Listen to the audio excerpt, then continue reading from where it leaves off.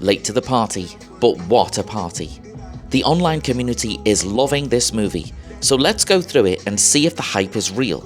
This is my Sinners spoiler-filled review, straight from the screening, here on the Film Podcast. I've just seen Sinners. I had a lot of anticipation for this film, kind of like a couple of other reviews that I've done.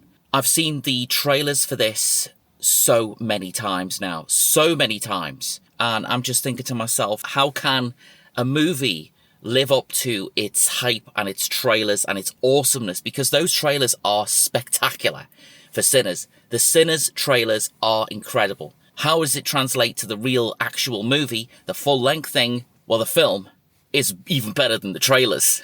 and that's saying something. Let's get out of here, because I'm telling you now, right, there are some things we need to discuss about this vision. Sinners. We've got to talk about it. We really do. We've got the cards that allows us to get out of here.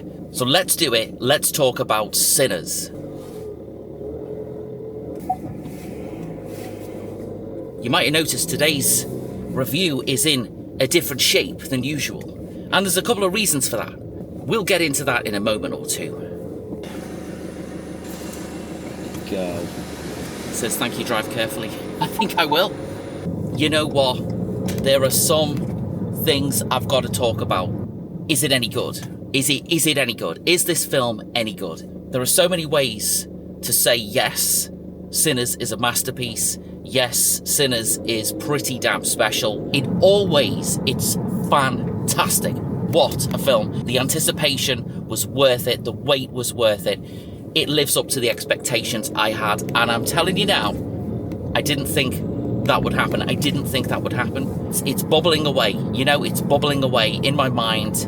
And not only is it bubbling away in my mind, but I've got this, like, it made me feel stuff. My review of and my feelings about The Brutalist, which came out a couple of months ago, and I did quite a long review on that film about not only the movie itself, but also the techniques, the way it was made, the way that it was put together.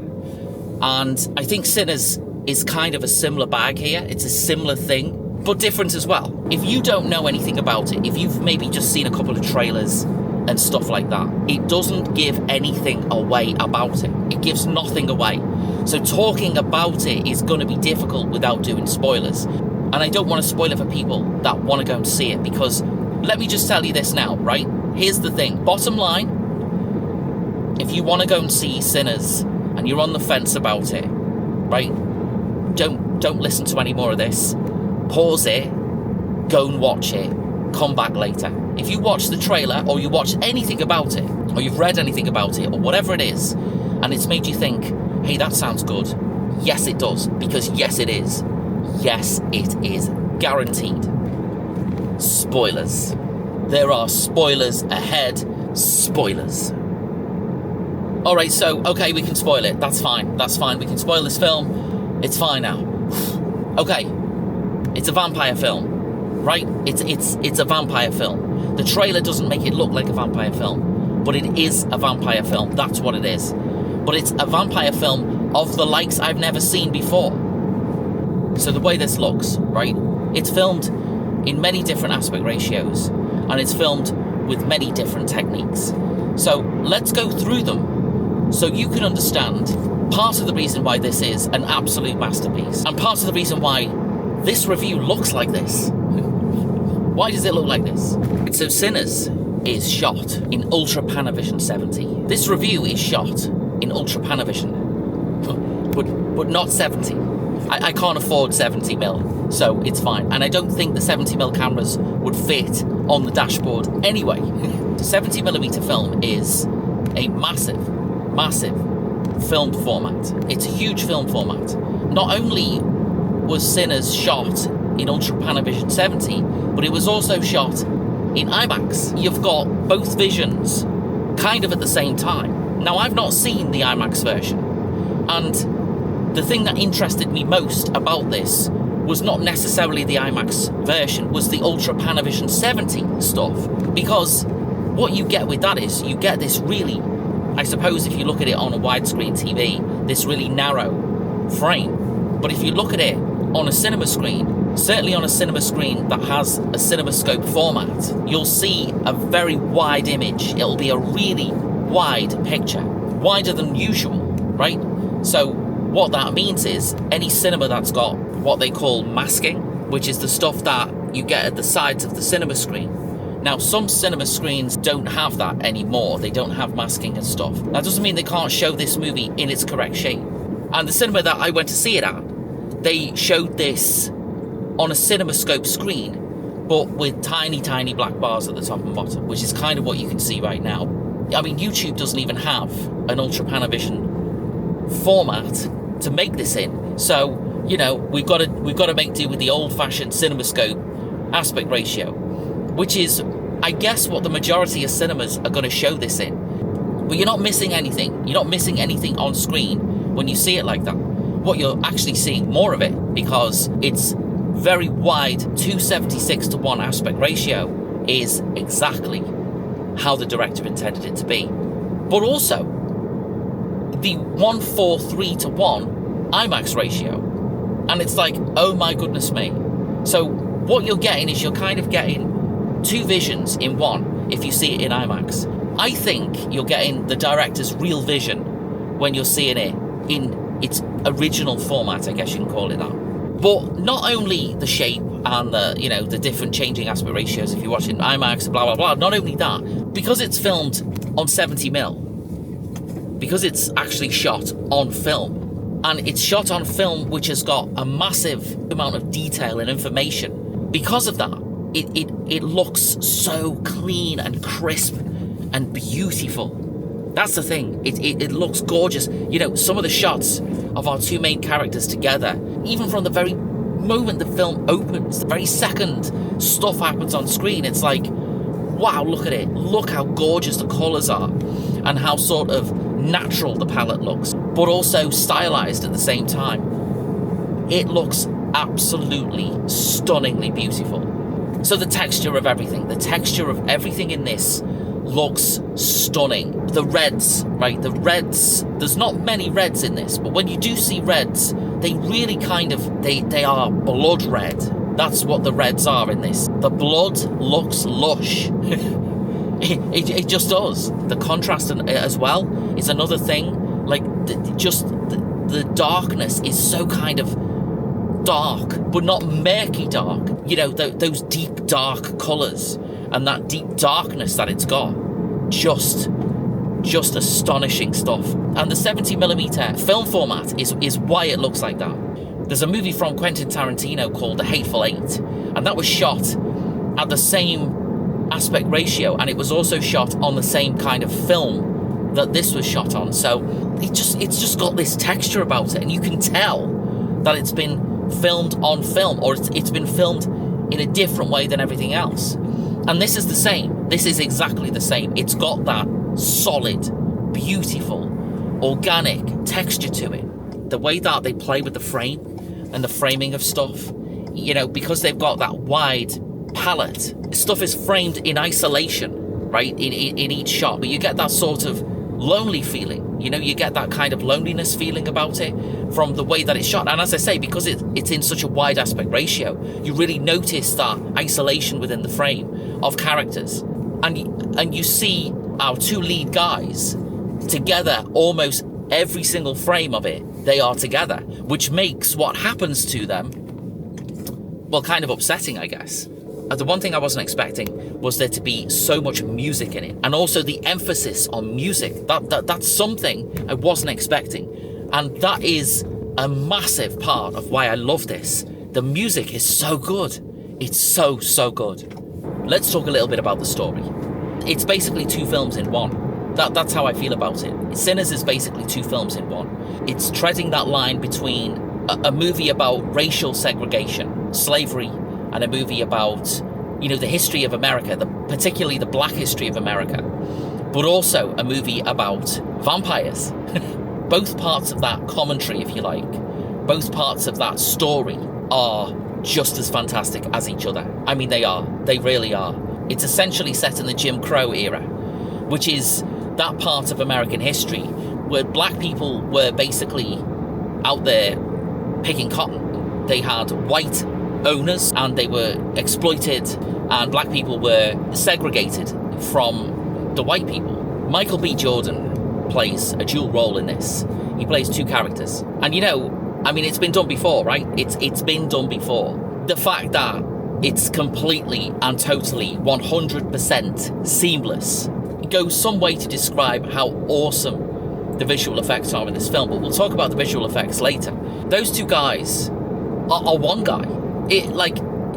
Amazing. So Michael B. Jordan, he plays two characters, Smoke and Stack. They are the most stylish fucking people I have ever seen. Give them an Oscar for Best Dressed. The Oscars 2026, these guys, well, I'm gonna refer to them as separate people, right? Or even though they're the same actor. These guys are the best dressed people that I've seen for a long time on film. It's 1932, and identical twins, World War I veterans, in fact, Smoke and Stack, they basically come back to where they're from, in the Mississippi Delta. They've spent many years in Chicago working for Al Capone, of all people. They've stolen some money from some gangsters, which is not the most ideal thing to do, of course.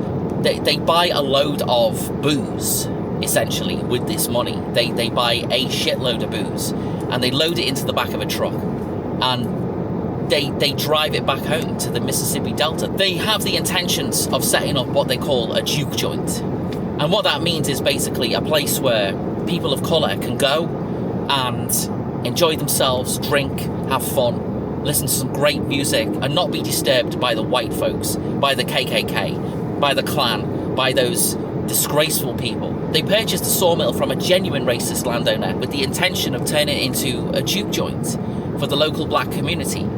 So the twins, they go around town kind of recruiting people to join them, to help them set up this juke joint. We basically get the opportunity to see, what the town is like.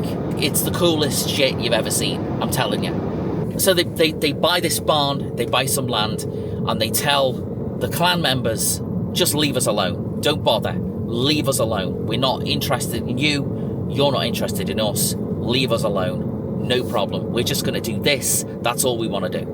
Obviously that comes back a little bit later on. But, in the meantime, they're just basically back home. They're back home, and they're rekindling their old flames.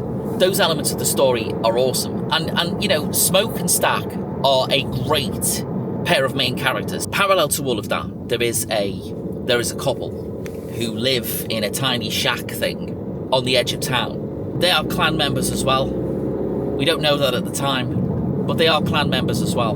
They get a knock at their door, and a guy shows up. He's there, right? He's at their door, and he's asking them, help me. I need some help. Please help me out.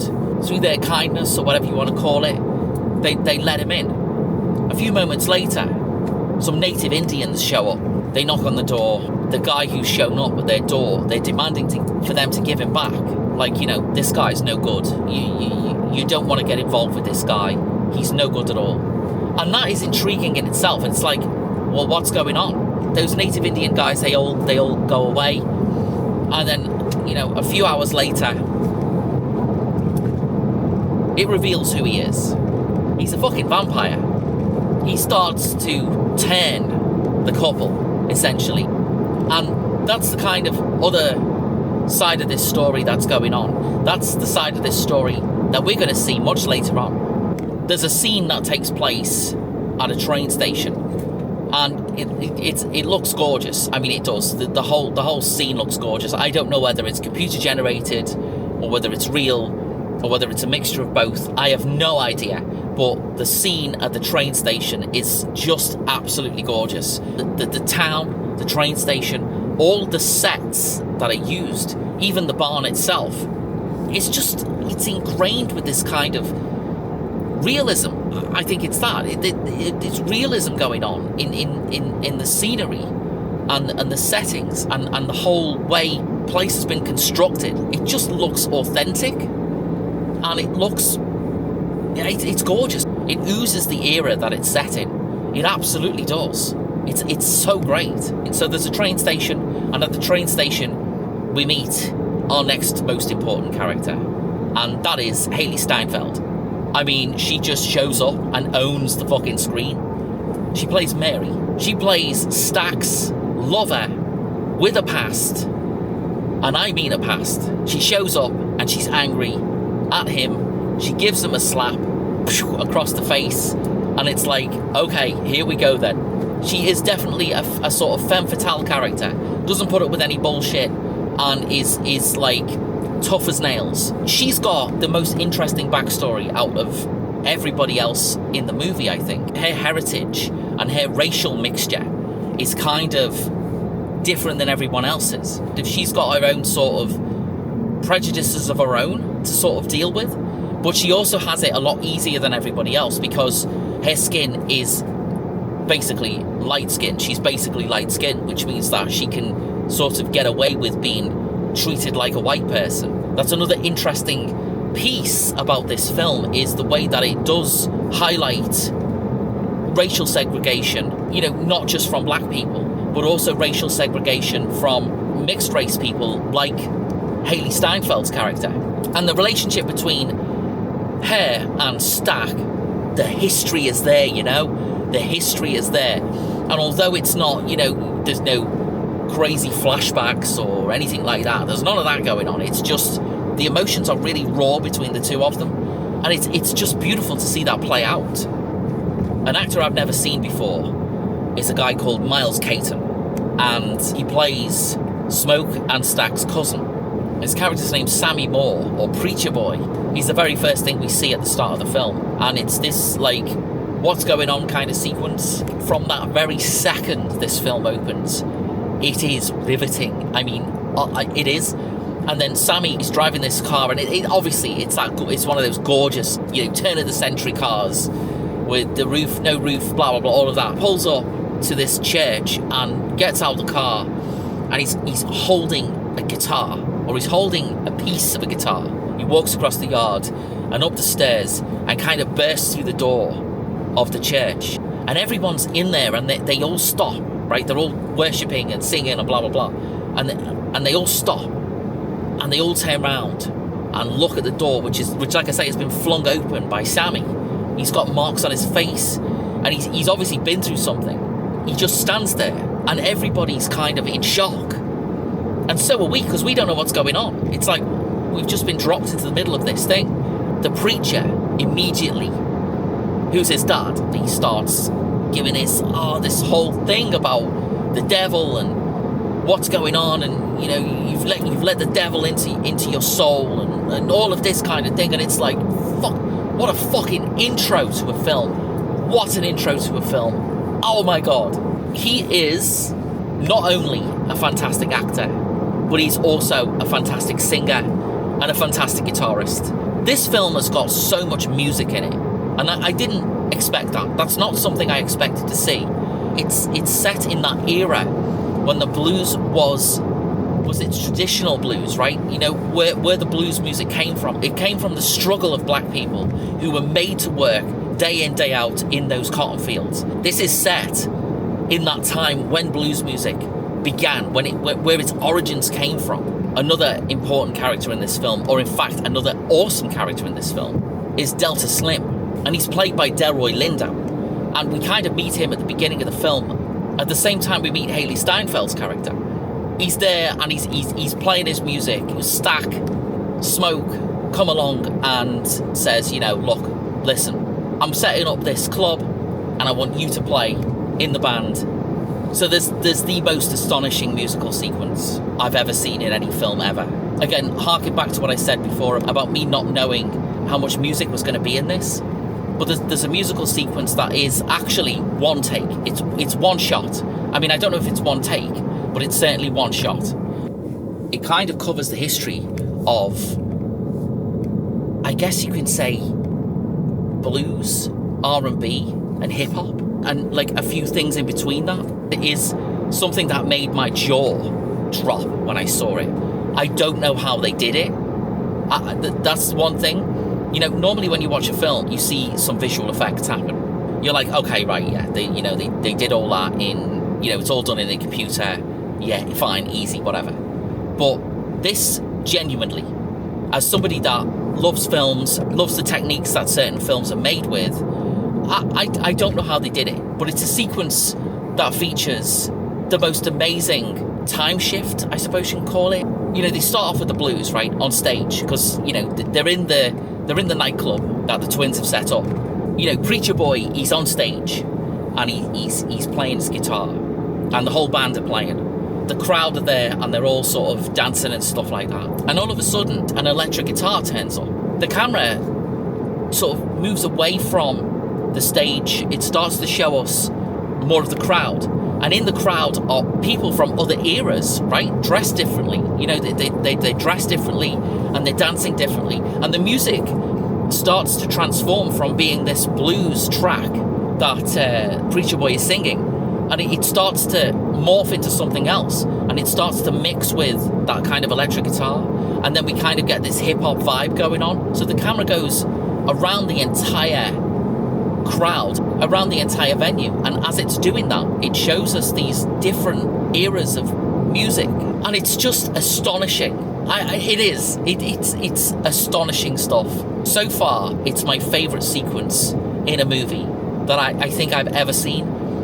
A, from a technical perspective, but B, from a storytelling perspective, going through a whole era, or more even, of music, you know, and musical styles, but blending them all together and making it seem like perfectly natural, you know? Wow. So, you know, at the start of the review, we did talk about the fact that it's shot on 70mm and it's shot in IMAX. It's got some real difficult filming techniques. The one thing we need to talk about is the cinematography. The cinematography is a mixture of this kind of, I guess you could say, coldish, bluish texture, but mixed in with these saturated colours. You can see from this particular shot here, I mean, look how gorgeous that is. That is what I would say the colour texture of the stuff that doesn't take place in the nightclub looks like. It looks like that. You've got these natural sunlit scenes with that sort of warm golden glow. You've got the warmth of the setting in the barn as well. It's all kind of candlelit, I guess. So it's got that warm candlelit glow to it. Let's talk about Ryan Coogler. Arguably the most important piece of the Sinners puzzle, because he's the director and the writer of this film. His vision for Sinners is truly astounding. I mean, all the techniques I've talked about, the way that he's made this film, the way that he's put it together, I literally don't think I've seen a purity in directing as this before. His vision for this film is a little bit Western, a little bit From Dusk Till Dawn. Mix them together, you've kind of got the idea behind Sinners, essentially. I love it because of the techniques that it's been made with, obviously. But it's much more than just that anyway. It's got a heart and a soul to it that just leaps off the screen. And that's all thanks to Ryan Coogler and the cast, of course, and also the cinematographer. When she was employed to make this film, most definitely didn't have the easiest job of anyone on this movie. The amount of different techniques that are used to film this is one headache. The fact that it is literally only set in kind of one place throughout most of the film. I mean, that Western element that I talked about is there at the beginning, but the majority of the film is set in one place, and that one place is just this kind of, well, that speakeasy thing, you know, that jazz place, which is a barn. It's basically a barn. You know, making stunningly beautiful cinematography and stunningly beautiful lighting, stunningly beautiful framing, and all of the things that this film has abundantly it's just a masterclass in how to make a film, and it's a masterclass in filmmaking. We have to lay that claim to why this looks so gorgeous at the feet of the cinematographer. So the cinematography is by Autumn Durold Arkapour. You know, some of the films that she has been the cinematographer on include Black Panther Wakanda Forever, a recent film featuring Pamela Anderson called The Last Showgirl, which I haven't seen actually.